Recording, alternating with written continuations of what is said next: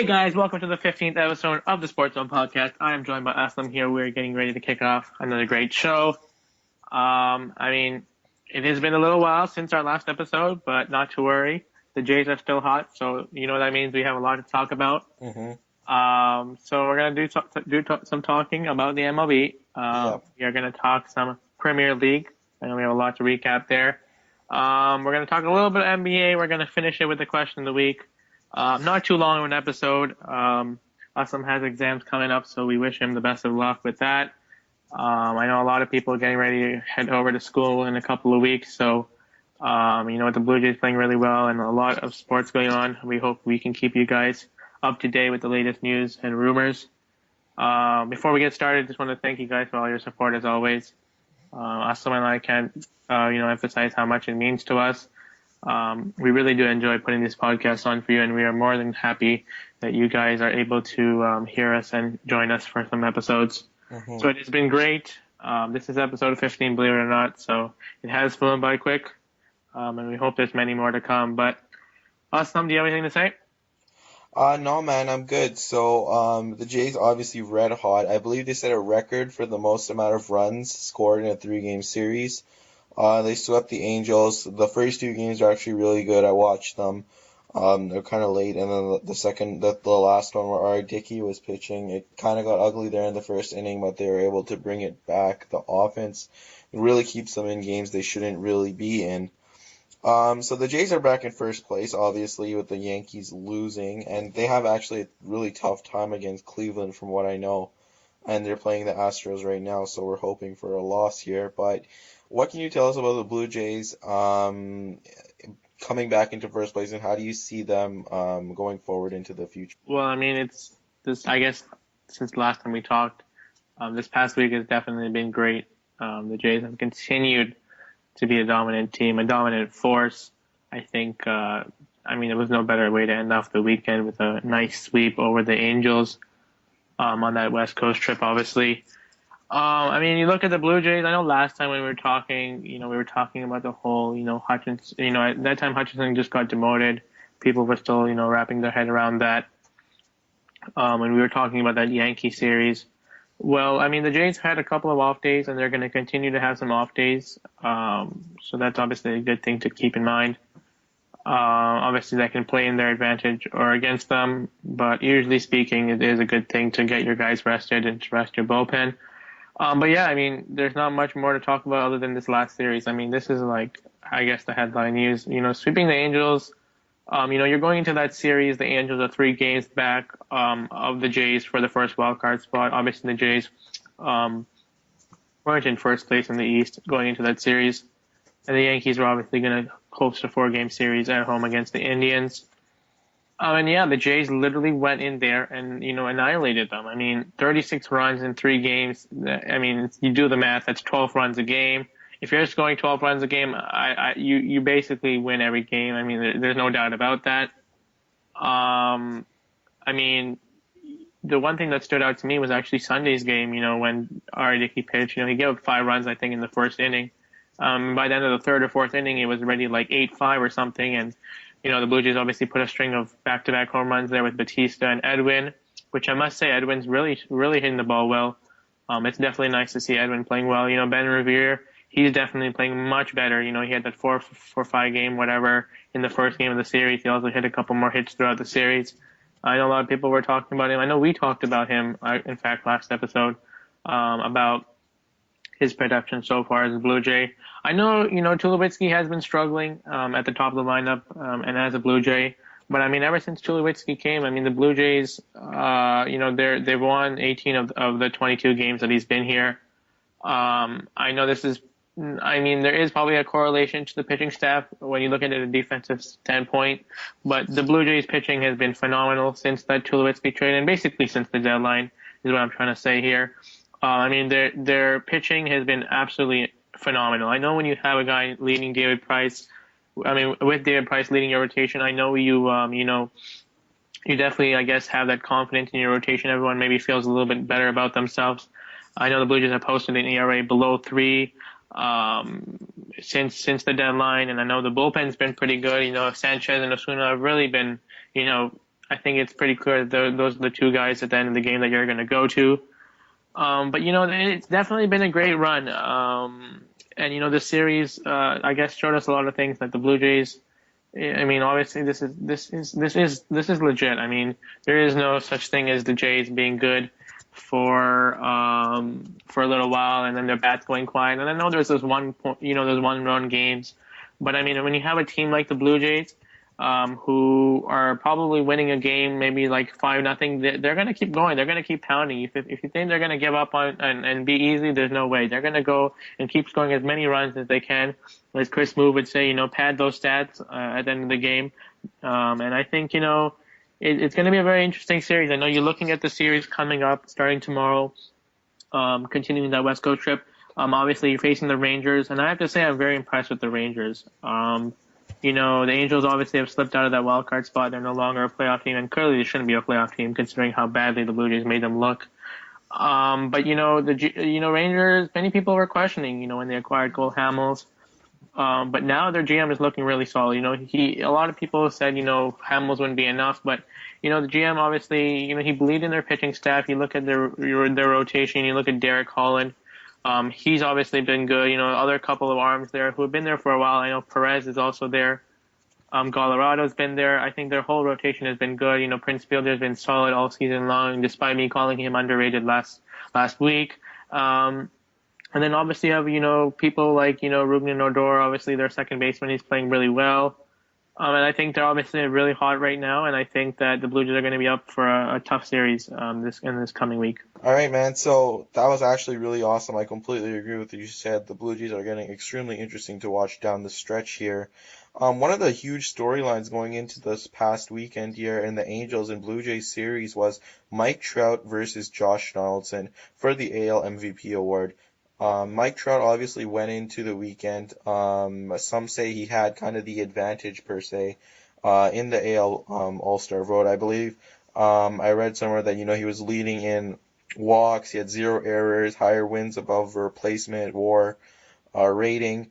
And you know what? He has been known to be the best all-around player in baseball for a long time now, and that reputation might help him in the voting when it does happen after the season. What do you think about the MVP thoughts currently right now after the series, and how do you think that Josh Donaldson's recent hot stretch where he showed up Mike Trout this past series has helped his case? I mean, Austin, when you look at the numbers, it's definitely really close.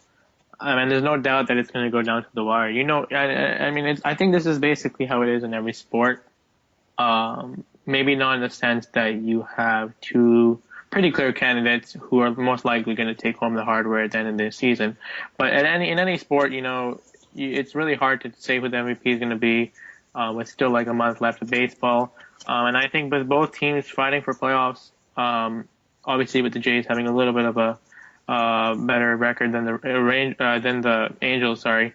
It's going to be a very interesting stretch. And players get hot, players get cold. And it's hard for me as a Blue Jay fan to not be biased. And I think if the season ends today, Donaldson wins the MVP. Not so much because of his series against the Angels, but more because of what I said last week, was that if the Angels don't make the playoffs and the Blue Jays do, I think Donaldson is the guy to get it. And, a lot of people, should I say, and I know you probably heard this too with sports, is that people like to talk about MVP, as the most valuable player. People like to say, what would a team be without their player, right? And if you look at the Blue Jays, for example, Donaldson, in my opinion, on any other given team, I mean, most of, if not every other team, he is probably you're probably your best player, probably still going to be batting in the number 3-4 spot. But, on any other team, he does not have, Tulowitzki before him and obviously Batista and Encarnacion after him. So, obviously it definitely helps to have a great offense around you. You're going to see better pitches. And there's really no working around. You're not going to intentionally walk him, for example, because you're going to have to face Batista, for example. That being said, I think Donaldson's a great player. I know when he came from Oakland, many people were thinking whether or not his power numbers were going to go up. Obviously, with the Oakland Coliseum being a really big ballpark, I think it was pretty much a fact that his numbers, home run wise, were going to go up. But I mean, he's already sitting at what, 34 home runs. I think that's more than I would have expected, to be honest, and especially considering half of his home runs. Actually, I shouldn't say half, but a lot of his home runs are, opposite field. So I mean, he's pretty much raw power there. That being said, from what I was saying before, you look at the Angels. I mean, Mike Trout. Without Mike Trout, they really don't have anyone. I know you have Pujols there. He's struggling, to be honest, and Mike Trout is actually struggling too. And I think the Jays caught him while he was struggling. I think he's hitting something like a 180, 190 in this month. Obviously, it was definitely nice to see the Blue Jays go in and do such a great job against the Angels, especially like you said with the MVP candidates going head to head there. Obviously, Donaldson was definitely fantastic. I think he drove in 9 runs or something, which is probably more than the Angels even scored all series. He had that big game. He hit lots of home runs.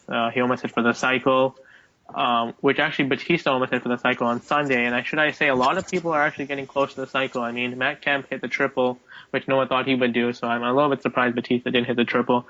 But, at the end of the day, both of these guys are great players. Mike Trout is still the best player on this planet. They're both very good players. Like I said, they're both team players. I think that's pretty clear. I don't think Donaldson's the kind of guy who will come up with the bases loaded and try and hit a grand slam. He wants to help the team win. If he has to take a walk, if he's going to hit a base hit opposite field. But I think like I said, it's going to come down to the wire. I think Donaldson could get cold and Trout could get hot. I don't know if another player will emerge all of a sudden and be considered an MVP. I don't think any pitcher will probably win MVP for that matter. But I think you're right. It was definitely a good series. And, one thing that really stood out to me with this series was that, that time when, David Price was facing the Angels, I think there was like 2 on, no out.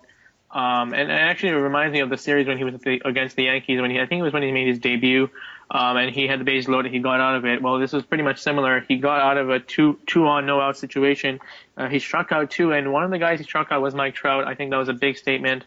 And I think that was obviously on Friday, so obviously that might have gone a long way. But yeah, definitely going to be fun to watch. We're probably going to have a lot more to talk about it as the season comes to an end.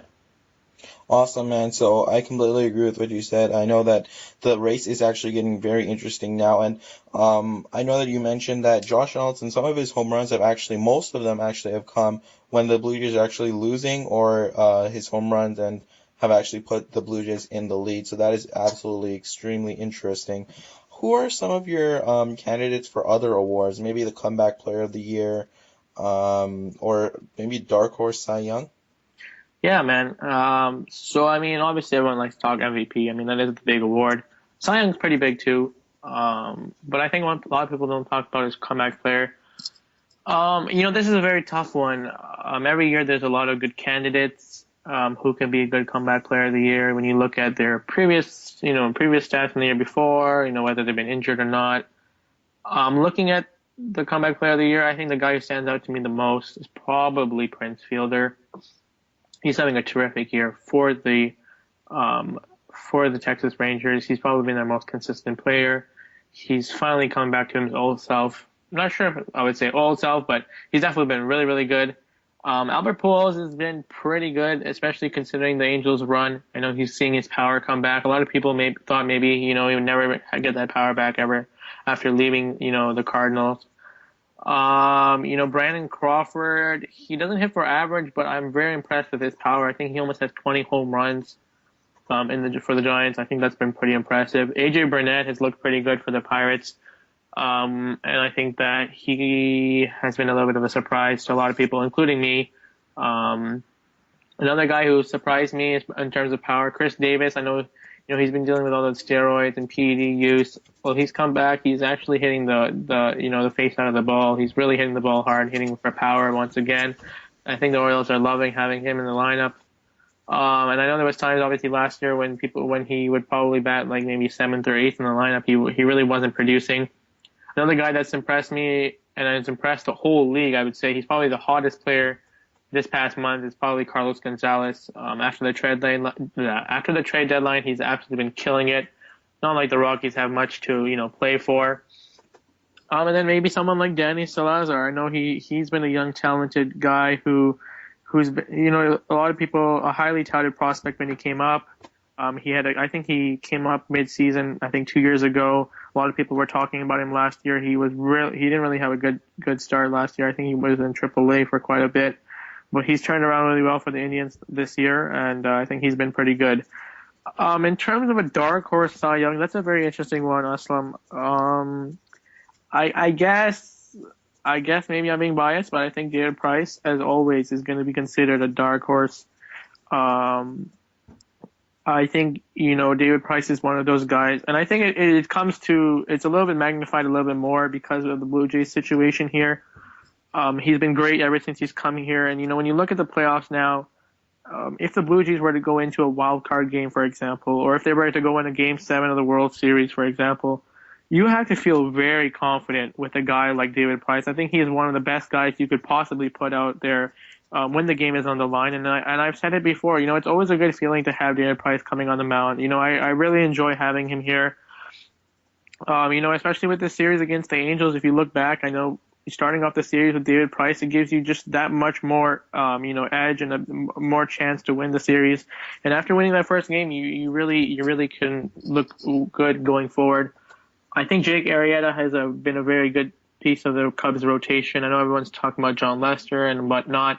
The Cubs have been fantastic. They're still really hot. I think they've won 5 in a row after Chris Bryant hit a walk-off again today.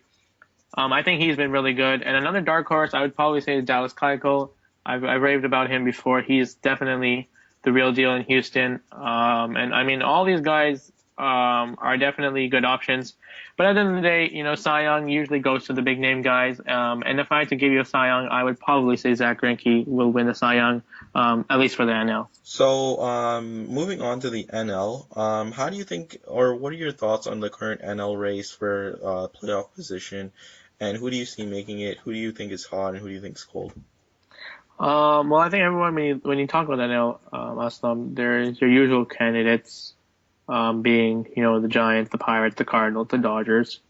But all that everyone's talking about these days are the New York Mets, and rightfully so. I mean, they're one of the hottest teams in baseball as well. I know they just swept the Rockies.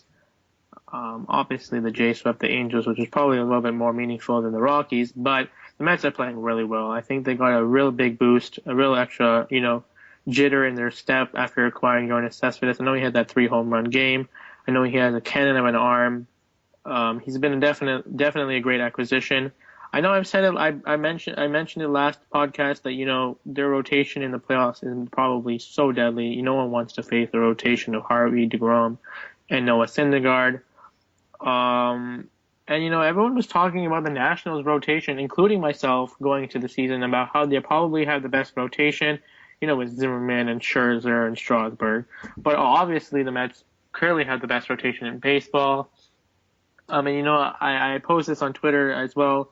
It could be very interesting to see a matchup in the World Series of a team like the Blue Jays. Obviously, I don't want to get ahead of myself here, but I can only imagine having a team like the Blue Jays who have the best offense against a team like the Mets who have the best pitching. That would definitely be fun to watch. But, I mean, going back to what I was saying, I think the Mets are going to take the NL East. I think they have about a 5-game lead over the Nats. That being said, I think the Nats still have a little bit left in them. I do think it's going to be tough. I think for all these teams, they're going to have to be strong.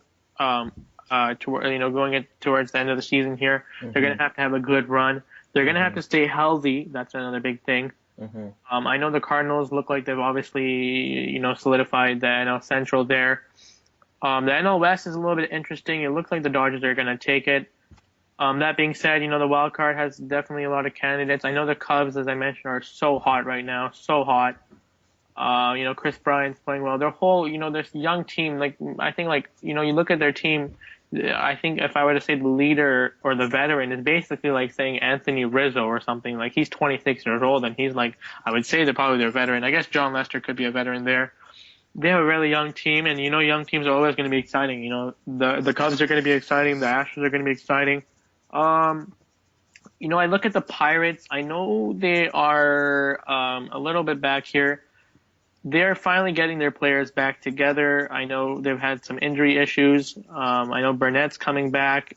I know they still have McCutcheon. Jung Ho Kong has been amazing for them at shortstop. They have Marte, Polanco. Cervelli's been a great surprise for them. I think that they are more than capable of making a very strong run. I know they have some post-season experience behind them. I know they have a good leader in Andrew McCutcheon. I won't forget about them. I won't forget about the Giants either. I know, Joe Panic has been playing really well. They have a great team there as well. They always obviously find ways to compete, winning the last 3 or 5 World Series or something like that. I know the Dodgers are looking good, but I won't forget about the Giants. And what's really interesting is that the Arizona Diamondbacks are really hot right now. And in fact, I think they're only like 5 back or something from the Dodgers or something. So, I mean, I guess Paul Goldschmidt has been playing really well, but I don't obviously see much there happening. Who knows? We might be talking about them next week, continuing to maybe make a serious run. But I know obviously we don't talk about the Nationals the National League very much, but yeah, so definitely some interesting names there to look out for. I think it's also going to be a very fun ride, but I think if you had to say who's going to win your divisions, I got to say the Mets are going to win the East. I got to say the Cardinals are winning the Central. And I think the Dodgers are going to take the West. All are going to be very good teams in the playoffs. You look at the Mets. I know they don't have much playoff experience. I know David Wright is coming back from injury. They're going to be scary, as I said. The Cardinals are the Cardinals. I think they're probably, in my opinion, one of the best teams in baseball when they against like the Royals. I mean, the Dodgers are the Dodgers. I know they have Greinke and Kershaw. I'm not sure if it's going to be enough of a rotation. It's kind of hard to say that, but when you have a rotation like the Mets, it's going to be interesting, Aslam, and I'm really looking forward to watching it. So another interesting story to look out for are the Detroit Tigers. Are they rebuilding or retooling? I think that's very interesting as well, Aslam. Another great question here. I mean, you look at the Tigers, they're in a very interesting pickle here. I know they've been dominant for the last couple of years here. Obviously, they don't have enough in the tank. They clearly don't have enough by trading David Price to the Blue Jays, and I thank them, I guess. They have good pieces. Don't get me wrong. They have, still a good rotation. They have Verlander. I think he's turned it around. They have Anibal Sanchez. They have Daniel Norris now. They have an exciting player in J.D. Martinez. I know he's been very exciting to watch. You obviously have Miggy. He is one of the best players in baseball. But you look at their organization. I know Dave Dombrowski. He's obviously gone, and he obviously went to the Red Sox, not the Blue Jays. You look at what he did there in Detroit. He acquired Prince Fielder, which was huge. Having him and Cabrera in the middle of your lineup, that was considered the scariest lineup before the Blue Jays came around this year. But that was a very good lineup. He managed to unload his insane salary, which I thought was amazing. He acquired Miguel Cabrera. They acquired Ian Kinsler. They obviously made the trades at the deadline by, I think getting a little bit younger with Daniel Norris and, Boyd. And they have some, good young pieces. I guess I would say Anthony Ghost still has somewhat of maybe a good future there. But I think they still need that big bat. Their bullpen's still pretty shaky. I think it all depends on the way they look at themselves in the coming years. You have the Twins who are really hot. Not really hot, should I say. They're surprised a lot of people. No one expected them to be this good. You have the Royals who are basically a fit to win the AL Central for the next coming years. The White Sox, I don't think they're going to sit around too long. They still have Sale and Abreu leading the way there. So I think it's going to be very interesting. It would be kind of weird to see the Tigers, rebuilding. I think by making the move for, trading David Price and getting a younger rotation, I think they're making that step towards it. But if I had to say, if I was the Tigers, I would rebuild, considering the division they're in. I know Verlander's getting a little bit old now. Miggy's still a great player. Victor Martinez, he's kind of old. I think they need to get a little bit younger, but you never know with baseball teams, especially someone like the Tigers, who have been competing for many years now. All right, cool, man. You want to move on to the Premier League?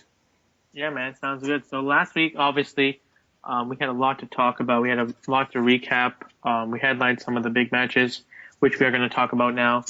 We Hmm. talked about some big teams. We talked about Chelsea. We talked about Man City. We talked about Man United.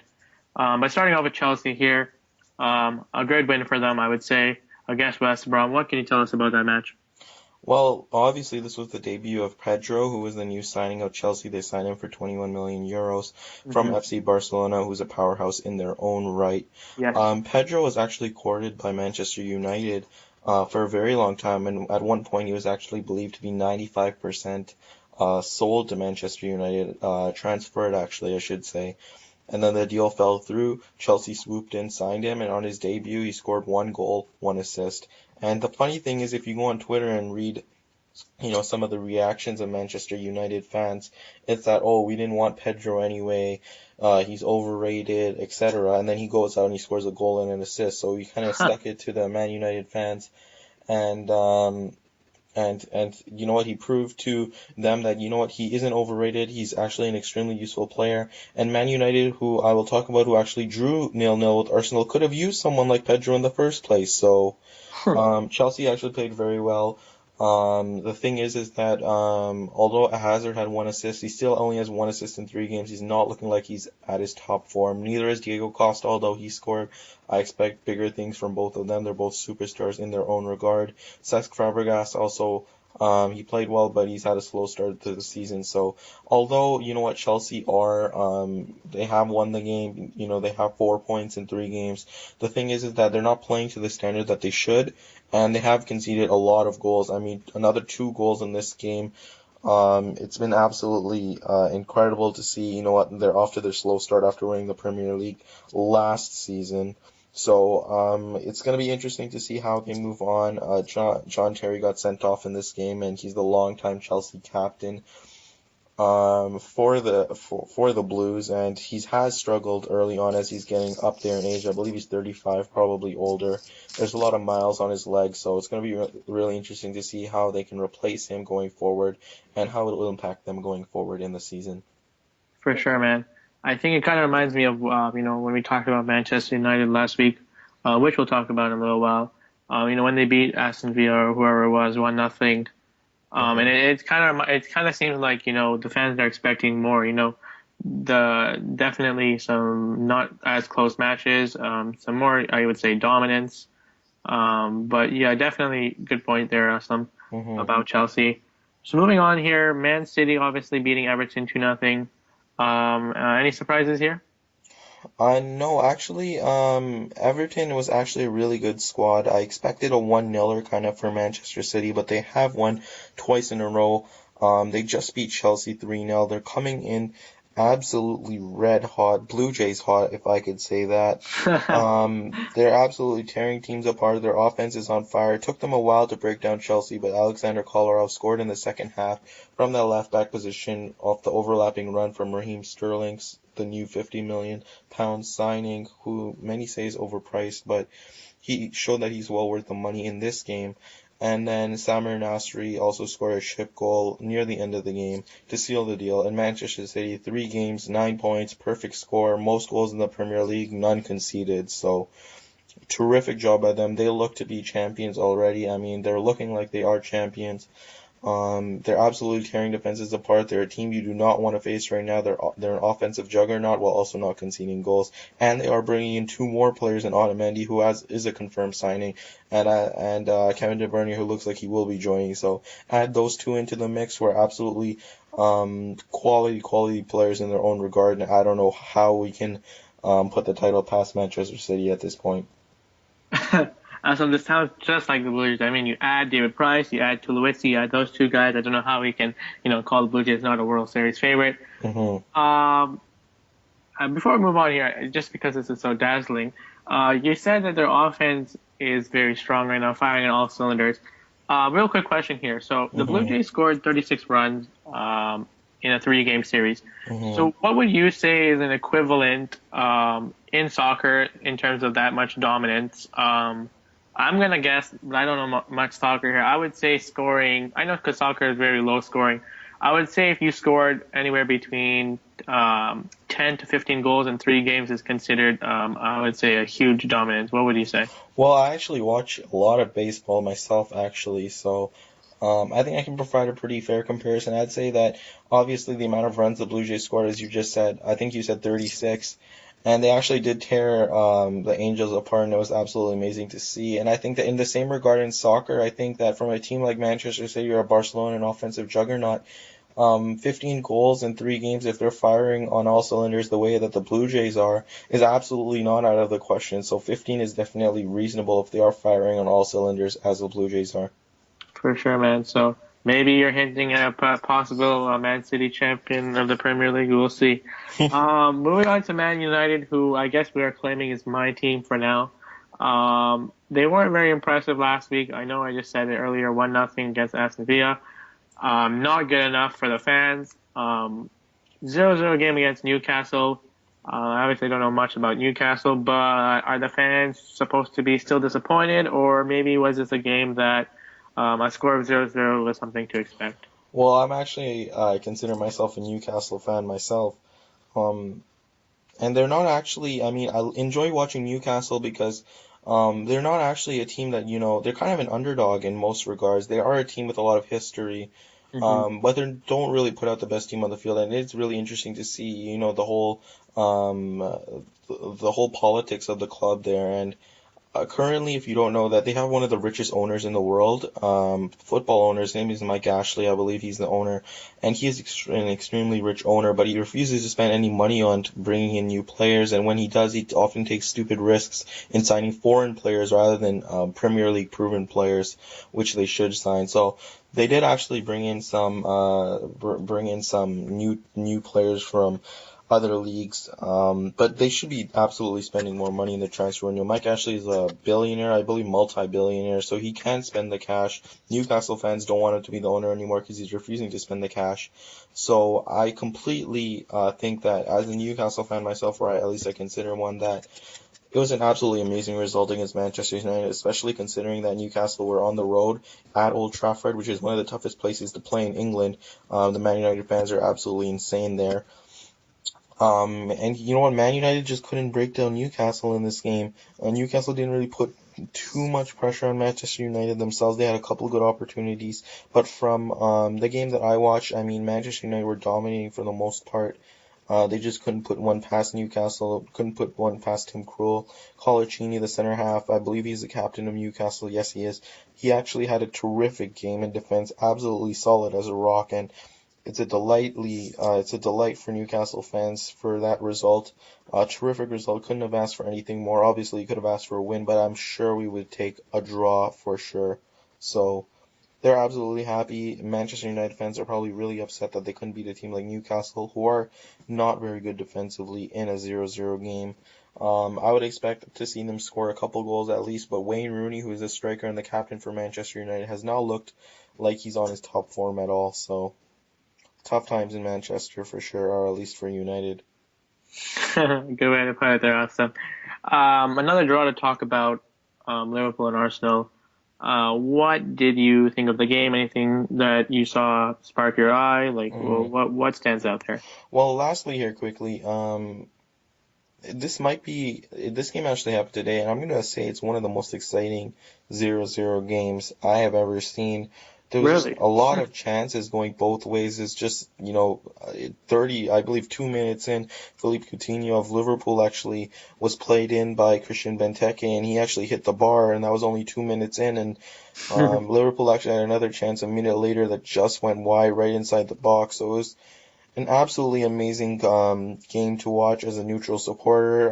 The one sticking point is Aaron Ramsey of Arsenal actually scored an onside goal that was ruled offside, so that'll be tough for Arsenal fans to swallow, but it is in the game of soccer. I mean, things are going to go your way, things are not going to go your way, but they absolutely should have had that goal stand, and the game would have been 1-0, I believe. So tough draw for Arsenal. I believe both sides are going to be content. They're not going to be extremely happy, but they're not going to, say, oh, this is a terrible result by any means. They're going to be happy with the result, and I think they're going to move forward with a bit of confidence.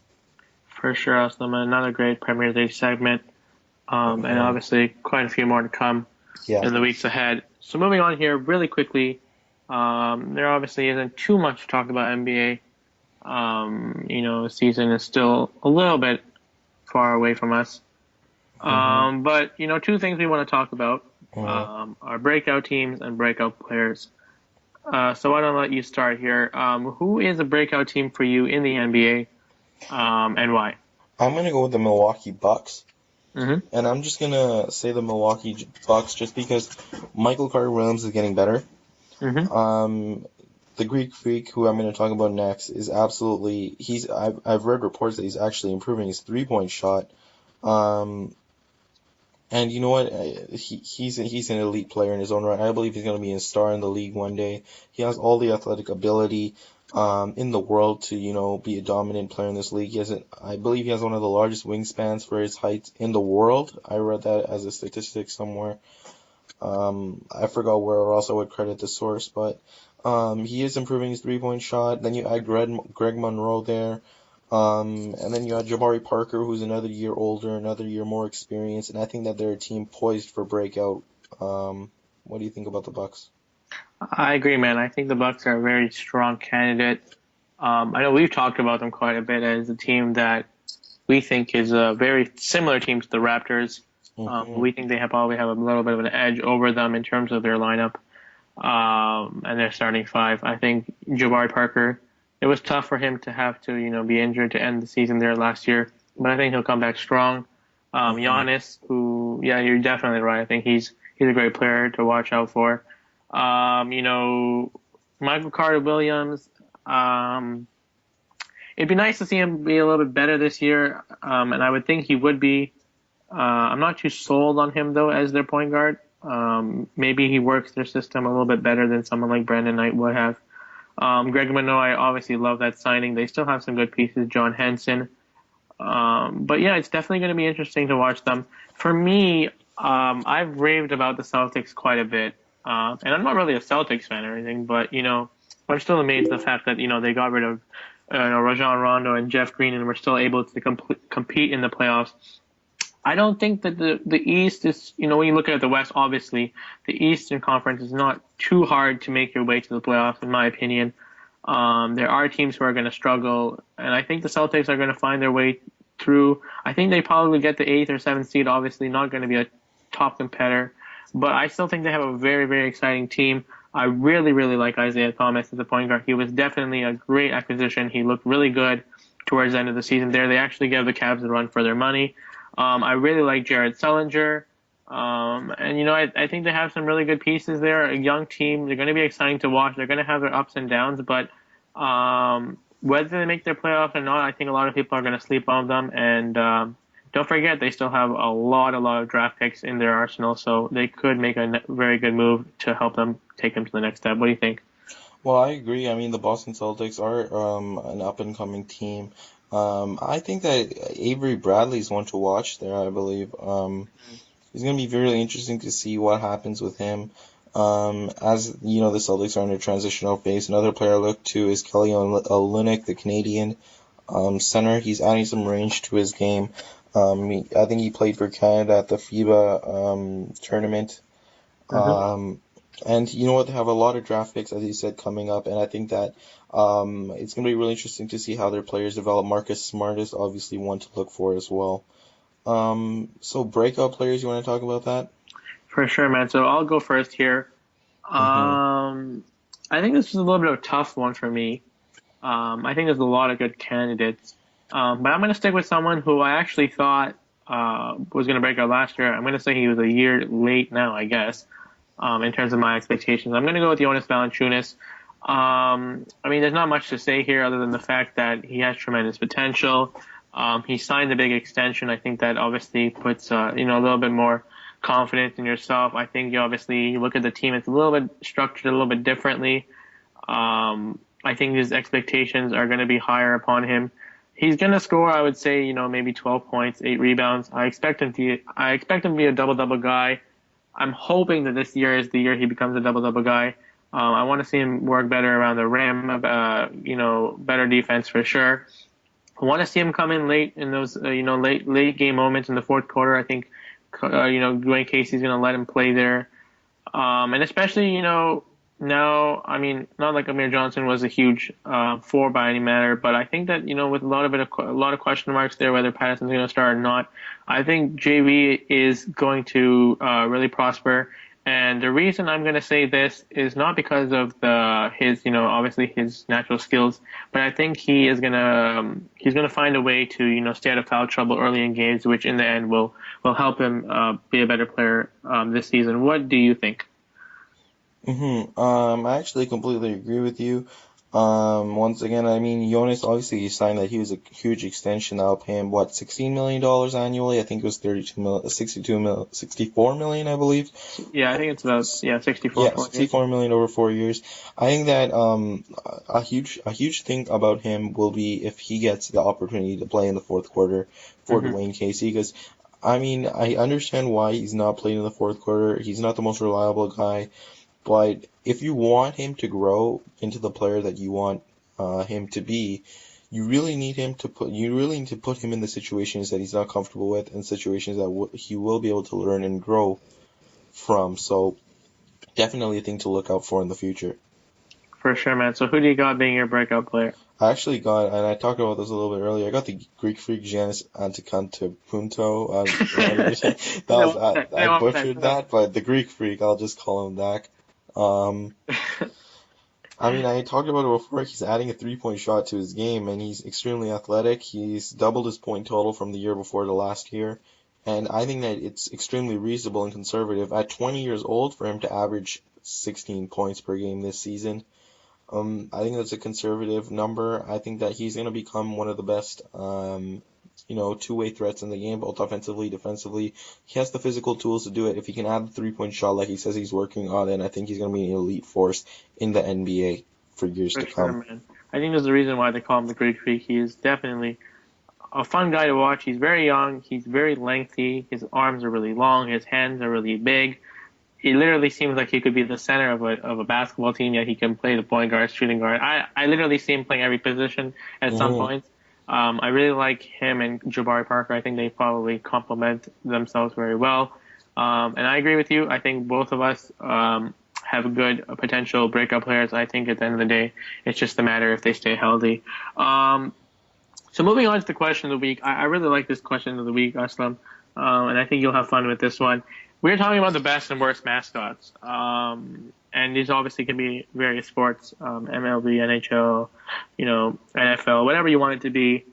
Why don't you give me your best mascots? Well, one of the best mascots I have is the Philadelphia Phillies, the Fanatic. Mm-hmm. I know he's extremely popular because, sometimes he trolls players. I think that the way that he looks is absolutely really cool. I think that his personality is extremely unique, and I think that he really brings something to the Phillies arena there, and I think that he contributes to the fan experience very well. The second one I actually have is Yuppie. Is that how you say it? I don't know. I Anyways, don't watch hockey, man. yeah, I mean, I don't pay attention to mascots really either. I'm more paying attention to the people on the ice. But anyways, the Montreal Canadiens mascot, I think that he looks really cool. I mean, wearing a Habs jersey, he's kind of like, I don't even know what you would call it, like a dude, I guess, or a bear with orange hair, orange fur, I guess, and then he has the hat and sometimes he's holding a hockey stick. So I just think that he looks really cool. For sure. Before I move on here, I wanted to. Obviously I don't watch hockey much, and we obviously don't really pay attention to mascots. But I don't know if you would. I guess I'm wrong when I say this, but I'm still gonna say it. I don't know if the two green men and the Vancouver Canucks are still around, and if they can consider being mascots. What do you think about them? I think they're pretty funny, actually. Well, actually, I think the Vancouver mascot's actually really stupid. It's an orca, Oh yeah, I'm talking actually. about the green guys though. Oh yeah, they're not really considered a mascot. That's what I was trying to say. But I mean, they are one of the two most annoying people I assume to opposing players. I mean, they sit right next to the penalty box and kind of when an opposing player takes a penalty, the lights are shining on them. They bang on the glass, call them names. Hmm. Really annoying all throughout the game towards opposing players. I think it's something extremely unique Hmm. at I believe it's called Rogers Arena there in Vancouver. And I think that's something that every team should try to do with their fans is try to bring the best out of them, try and get that level of excitement out of their fans. And I think that's something extremely unique, as I said before, to the Vancouver Canucks and to their fans.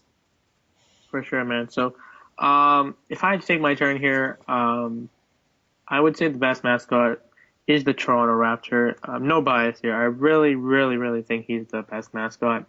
I agree. I mean, I guess if I'm looking at the NBA, I think I definitely agree with you. I think the Fanatic for the Phillies is probably your best choice. In the MLB, he is definitely a fan favorite, and rightfully so.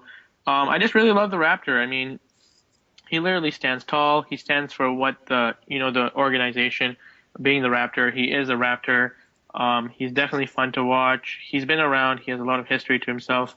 And fun fact, he actually visited me in the hospital when I was a baby. Probably not the same guy, obviously, but that's a very cool story. You can learn more about that if you want. I can talk to you about that. But some honorable mentions. I actually really like the Washington Wizards. I think that they're pretty cool. I guess we saw a little bit of them in the playoffs. I don't know what you would call him. I know he was part of the slam dunk contest when John Wall obviously hit the big dunk to win it, and then did the little whatever dance they did there, the nay whatever. Yeah, Phillies. I definitely agree. I really like Orbit of the Astros. I know the Astros are becoming a very exciting team. Orbit's been very exciting to watch. He likes to fool around with the players. He likes to fool around, with the police officers, security guards. I think he's pretty cool. I think the Red Sox, you got to give them some love for their mascot. Pirates, likewise. The Giants, I really like their mascot. Um, and I think that I, it's actually kind of funny, but I say the Raptor is the best mascot, and I'm going to move on to the worst mascot here. I'm not going to say he's the worst mascot, but as big as a Blue Jay fan as I am, I don't think the Jays ace is a very good mascot. And I know you might be saying, "What's wrong with you?" Blah blah blah blah blah. He gets the fans engaged. He gets the kids engaged. He at the end of the fifth inning when he runs with the home hardware guys, he runs, he bangs into the wall every single game. But I think the worst mascot, in my opinion, would probably I don't know his name. The guy for the OKC, he's some really ugly like bear or some wolf. I don't know what he is. Same thing with the Phoenix Suns. They have a really ugly bear or I think it's wolf a or gorilla. gorilla, like black color, brown color. I don't know. It doesn't really suit me. I think the Raptors way more exciting. Um, the Miami Marlins don't really have a nice mascot. That little fish, whatever he is, you might as well go swim with the other fish behind home plate. Pelicans, I think Anthony Davis should be their mascot because their mascot's pretty bad. The Spurs, the Spurs, I guess the Spurs is okay, but I don't like his eyes. Like the way they just annoy me. And what's really funny? I guess I wouldn't say the Nuggets have a bad mascot, but I really laugh when I hear the story of when the mascot got stuck. And I don't know if you remember that he got stuck in like when he was doing a trick, and then they had to like pull him down or something. I thought that was really funny. Yeah, I remember that. Who do you think has the worst mascot? I'm just gonna only say one here. I think we're gonna say from the New York Mets. I believe his name is Mr. Met. And it's basically, What a name! I know, kind of coincidence there, but I think it's just a baseball with a guy in it. It's just really plain. I don't really like, I mean, it's not really creative by any means. Even the name, I mean, me and you both laughed at it. It's not really creative by any means. The mascot design is not really creative. And I don't know, I just don't see myself getting excited over someone like that. For sure. I think one other thing I want to quickly say here before we wrap it up here. I guess the Mets might be reminded me of him or them, but I think what's pretty cool actually is I think it's the Washington Wizards when they have that presidential race where they run around. I really like that. I'm not sure if you've seen it, but I think that's probably been around for many years, and I think it has some really good history with it. But yeah, awesome, great episode. Really enjoyed talking some baseball, some Premier League, a little bit of basketball, and question of the week was fun too. But yeah, thanks guys for listening. We hope you enjoyed this episode as much as we enjoyed making it. Be sure to subscribe. Hit that subscribe button. You want to. Make sure you follow us on Twitter at Salih Aslam, at AdamV_23. 15 episodes have gone by. Some exciting news to come in the near future, so you better stay tuned. For all of you guys listening, we hope you have a great week. I know I concluded last week's episode saying the Blue Jays are going to continue to be hot. Jays fans, trust me, they're going to be good. They're going to be great. I hope you guys are enjoying watching them as much as I am. I know Aslam is starting to really like the Blue Jays. I don't know if he's a bandwagon fan or what, but hey, he's really enjoying it. And before we conclude, Aslam and I want to, express our condolences to Justin Wilson. Obviously, he was involved in that car accident. It's a very scary sport. And it's really sad to see someone chasing his dreams like that, dying in a car accident. But our family, our prayers go out to their families, and we hope that their families are able to deal with this tough time. But anyways, next week our question of the week will be the best and worst coaches. So make sure you stay tuned for that. But for Uslam and I, we thank you very much, and we hope you have a wonderful week. Take care, guys. Peace.